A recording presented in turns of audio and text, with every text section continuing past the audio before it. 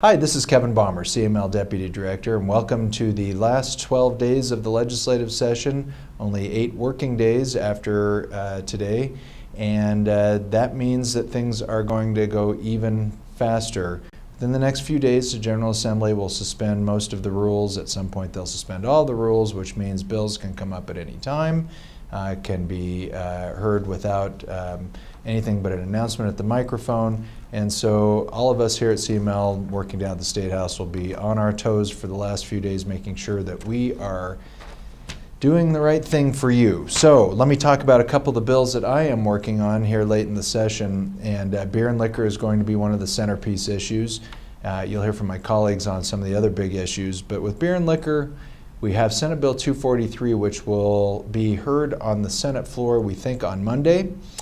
April 30th. Senate Bill 243 is what I've described as an omnibus liquor bill, looking back and making certain changes to Senate Bill 197. A lot of industry opposition from grocery stores, from convenience stores, from beer distributors, large breweries and craft brewers. Depending on how the amendments go, CML is asking for some language in there to be consistent on 500-foot distance restrictions from schools, with the ability for local governments to reduce or eliminate those distance restrictions. And we're also trying to get the proponents to remove a provision that would restrict our authority on penalties when there's a liquor license violation. That said, we're neutral on the bill because of the good parts of it, and industry will be battling on the rest. An important side note to this is because the 500-foot distance restriction could be in peril if the bill dies, CML secured late bill status with sponsors Representative Tracy Kraft-Tharp and Cole Wist, and Senate sponsors who happen to be the same sponsors as Senate Bill 243, Senate Majority Leader Chris Holbert and the Assistant Minority Leader Lucia Guzman.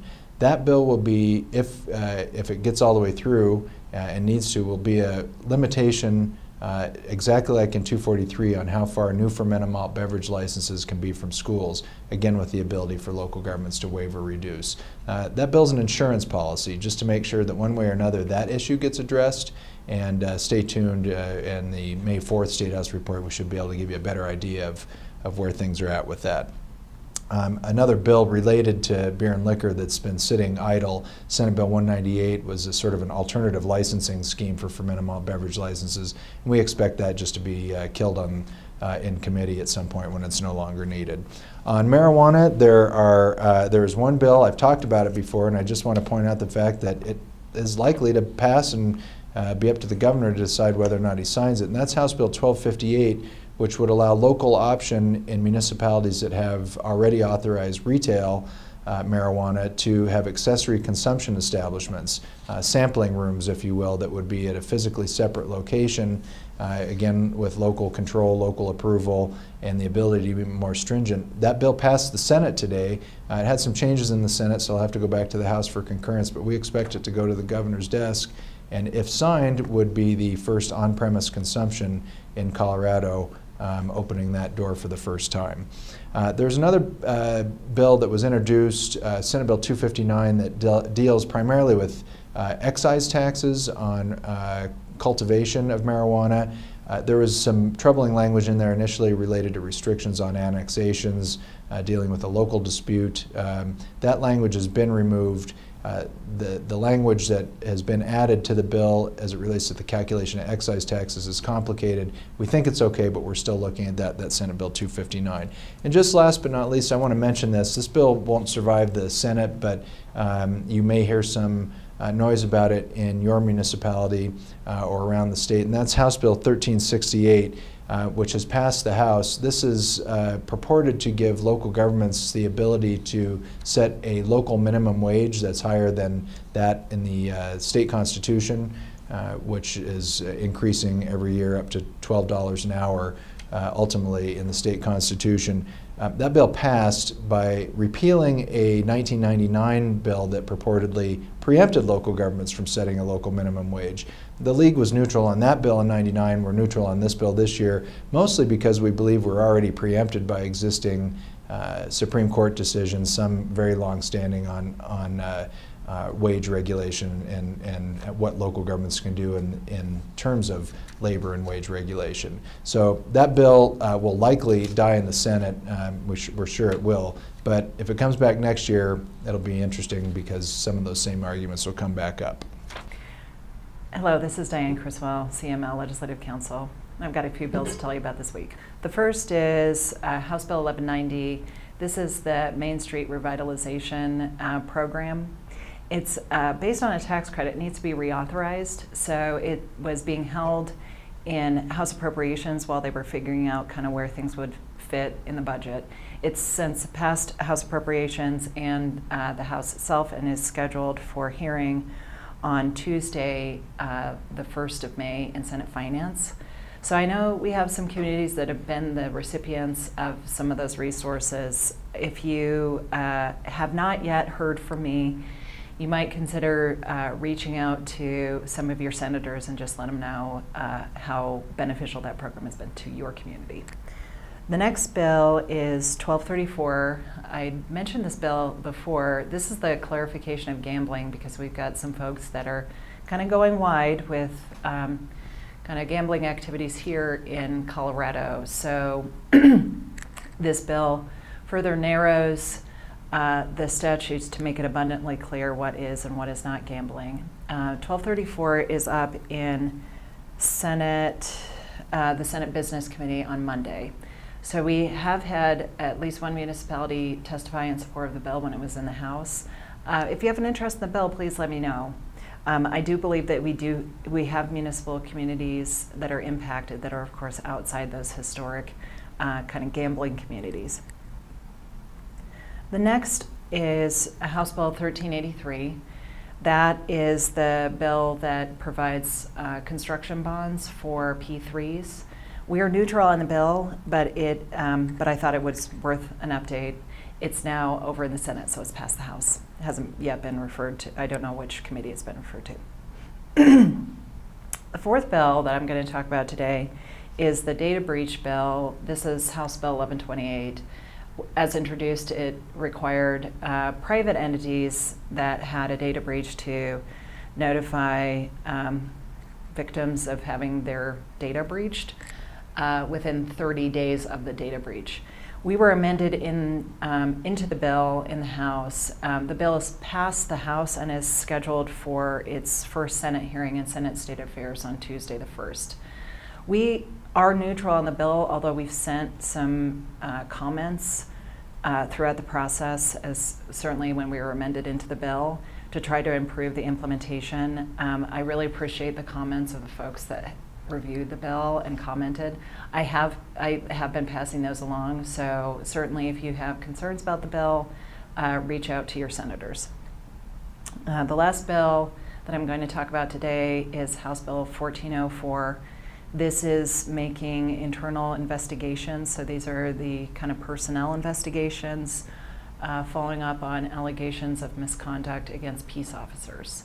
So you are probably most familiar with my colleague Megan Dollar on these kinds of issues, and Megan and I are working on this bill together because the bill would make these files open to public inspection.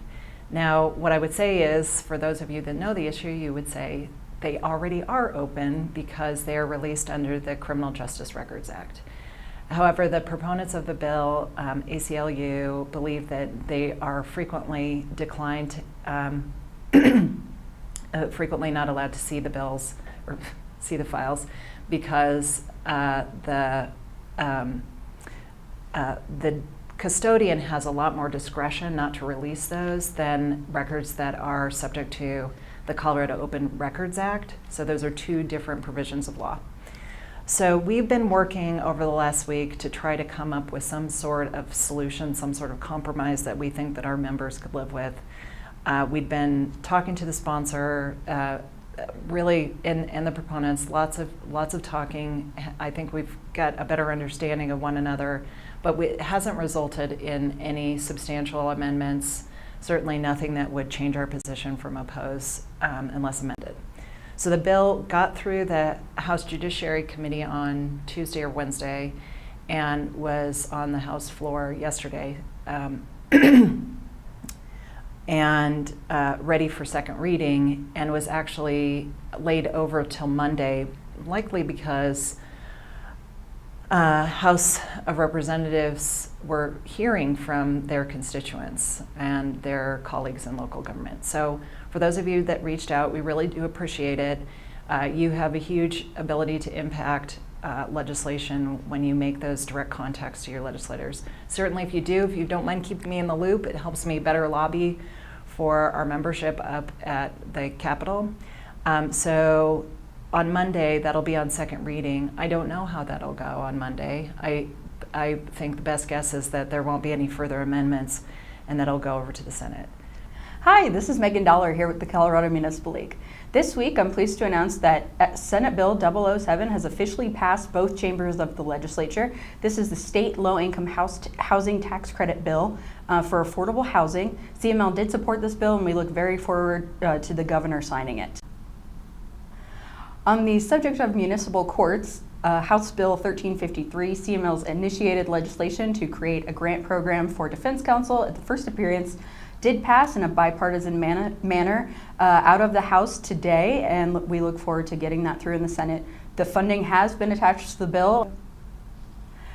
Another bill on the municipal court side, one that CML is neutral on because we negotiated it with the ACLU, is Senate Bill 203. That piece of legislation was heard today in the House Judiciary Committee, was amended back to its original introduced form with some tweaks brought by CML for clarification for our members, and did pass on a party line vote.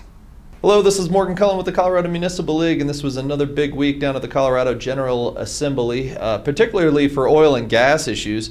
There was two bills that got out of committee in the House. The first bill was House Bill 1352, which would increase the setbacks for schools from 1,000 feet from the school building to 1,000 feet from the school property to keep oil and gas facilities away from playgrounds and ball fields. CML supported the bill last year. We supported the bill this year. The other bill is House Bill 1419, which would increase disclosure requirements to local governments on the placement of oil and gas facilities within their political subdivision, and also create some additional regulations on wellhead integrity. That bill also got out of Senate State Affairs on Wednesday. So those two bills will now move on to the floor and then over to the Senate, where they will predictably be postponed indefinitely. So there is another bill, Senate Bill 167, which is the 811 call before you dig reform bill, and that bill just passed third reading this morning in the Senate and is headed over to the House, where I believe it will be fast tracked and expedited, and I'm predicting that bill will pass, and that has oil and gas implications in it as well. So those are the three oil and gas related bills that we're moving this week. Just a quick update on transportation. Senate Bill 1, which is the main transportation infrastructure funding bill moving through, was introduced in the House, and it's been sitting in House Transportation for a while. That bill will be heard on Wednesday, May 2nd. So that will be coming forward this week. We predict there will be some amendments on that bill as it continues through the process, and we will be keeping you updated. So that's it. We'll have one more Statehouse report during the session. That will be on Friday, May 4th. And then when the session adjourns on May 9th, we'll come back in probably the week of May 14th after the dust is settled and do a final Statehouse report, sort of summing up where we're at. You can always keep track of bills in their current status by clicking on the links with the Statehouse report. Bills followed, both House and Senate, and maybe more importantly at this point, the box score of support and opposed bills. Looking good right now. A lot of our support bills are either signed or still alive, and a lot of the bills that we oppose have either been postponed indefinitely or we've been able to withdraw our opposition, but you can keep up to date on those. They get updated as they change.